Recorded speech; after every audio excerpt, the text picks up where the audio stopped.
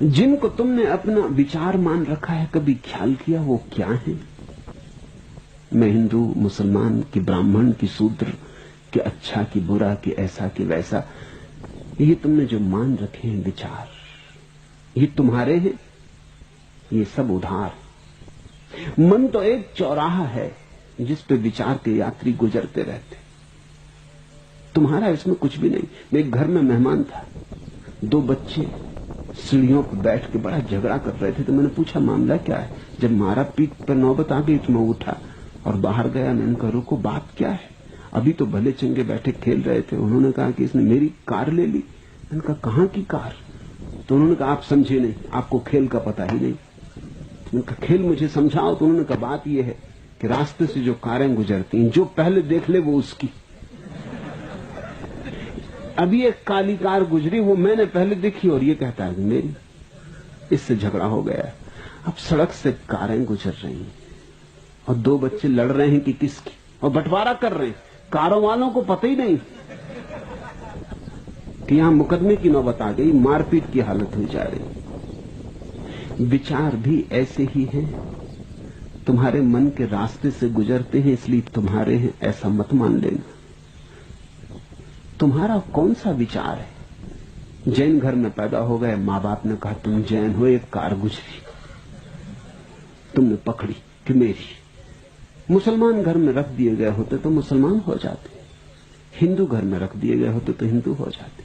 संयोग की बात थी कि तुम रास्ते के किनारे खड़े थे और कार गुजरी।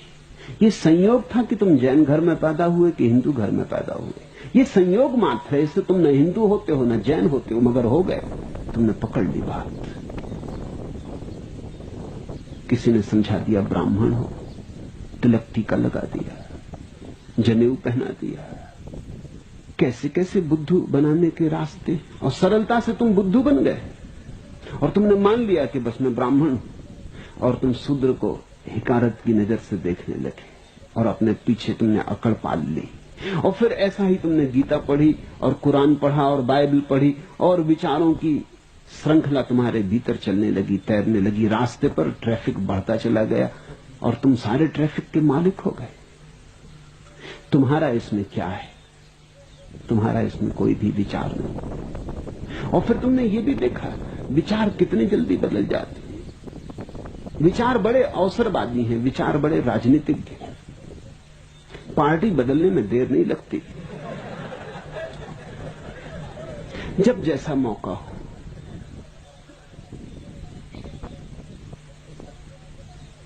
मुल्ला नसरुद्दीन अपने घोड़े को बांधकर एक दुकान पर सामान खरीदने गया। जब वो लौट के आया तो किसी ने घोड़े पर लाल पेंट कर दिया, घोड़े पर। तो बड़ा नाराज हुआ कि ये कौन आदमी है, इसमें किसने शरारत की? तो किसी ने कहा ये सामने जो शराब घर है, इसमें से एक आदमी आया और उसने इसको पोत दिया, कोई पिए होगा। तो मुल्ला बड़े क्रोध में भीतर गया। उसने कहा कि किस नालायक ने मेरे घोड़े पर लाल रंग पोता है? हड्डी हड्डी निकाल के रख दूंगा। कौन है? खड़ा हो जाए। जब आदमी खड़ा हुआ तो बड़ा घबराया, कोई 6.5 फीट लंबा है। एक सरदार जी खड़े हो गए। मुल्ला थोड़ा सहमा। उसने कहा ये हड्डी वगैरह तो निकालना दूर है, अपनी हड्डियां बच जाएं तो बहुत। उसने सरदार ने कहा बोलो क्या विचार, क्या कह रहे थे, किस लिए आए हो? मुल्ला ने कहा सरदार जी मैं ये कहने आया हूं कि घोड़े पर पहली कोट तो सूख गई, दूसरी कोट कब करोगे? बड़ी कृपा की घोड़ा रंग दिया, मगर पहली कोट बिल्कुल सूख गई। ऐसे बदल जाते विचार। विचार बड़े अवसरवादी हैं।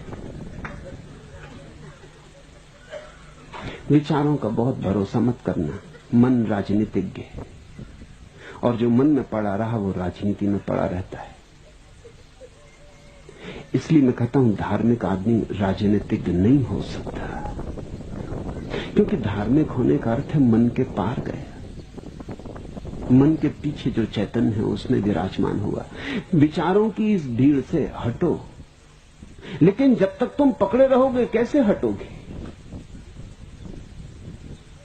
विचारों की भीड़ ने ही तुम्हें बेईमान बनाया, पाखंडी बनाया, अवसरवादी बनाया है। मन रोग है, इससे अपने हाथ धो लो, बेमन हो जाओ। समाधि का इतना ही अर्थ है, ध्यान का इतना ही अर्थ है कि किसी तरह मन से तुम्हारा तादाद में छूट जाए।